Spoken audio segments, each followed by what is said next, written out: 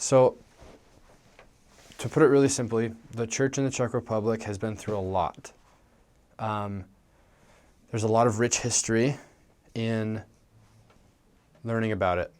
And I mean, we can go on for a long, long time talking about how hard it was during communism and the things the church had to do and stuff, but I'm going to try to just break it down really simple. The church about 20 years ago, about 16, 17 years ago, something like that, just recently has kind of come out of communism. They just recently got their freedom back. And when this happened, it was a big deal. But before getting their freedom back, there was a long period of time when the church was under the Iron Curtain. And it was technically against the law for them to even be there. And they weren't supposed to be practicing their religion at all. The church was kind of cut off from the rest of the world, from the rest of the church around the world for a long time. And when that happened, the church was still trying to do as much as they could to support the members over there. And at the time, it was just one or two, I think it was just one district, or maybe it was two, just a district or two during communism that was kind of trying to survive in the country, like continue to keep the church going. And it was really hard. It was hard for them to pay tithing. It was hard for them to hear from general authorities. It was hard for them to get conference. It was hard for them to even have scriptures. It was hard for them to hold church meetings. There were so many members there were actually a lot of members that were baptized during communism, during this time, in secret, baptized in lakes or in rivers, when it was super cold outside. They had their scriptures were read. They were read copies of the Doctrine and Covenants, Pearl of Great Price, and the Book of Mormon.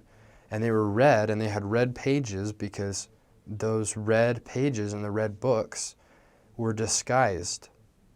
They literally weren't even allowed to have their scriptures. And the Red Book of Mormons had KM written on the books. And the KM stood for Kniha Mormonova, which means Book of Mormon, but it also could have been interpreted to mean what looked like it said Communist Manifesto. So the saints over there were literally using undercover Book of Mormons and scriptures to worship. And that is insane. That just shows you how dangerous it was. And they would meet on Fridays and meet in people's homes. And they would sing like national anthems and songs that they would just have, like songs that they would have in their country, rather than singing hymns, because singing hymns was dangerous. They would not talk to anybody about God. But being the strong members they were, they felt obligated and they felt a desire to share the gospel regardless. And they started teaching yoga. And in these yoga classes, they would start sharing the gospel, little snippets of it. They wouldn't start coming out and just preaching because they get reported and arrested. But they would get to know people better, and they'd invite people to come to these yoga classes. And with time, people would kind of show some spiritual interest. And with time, they would begin teaching these people the gospel in secret. And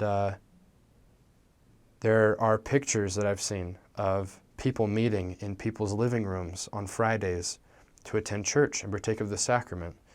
And stories of women and men who saved money in big glass jars for years, their tithing money, saving it. And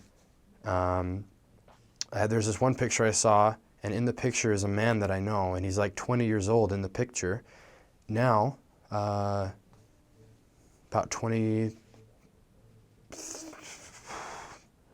30, 40 years later, probably 30 years later, he's now the stake president. He also was the first missionary ever from the Czech Republic. So there's a very rich history in the church in the Czech Republic and also in Slovakia. And it's touching. It's so inspiring to learn about it.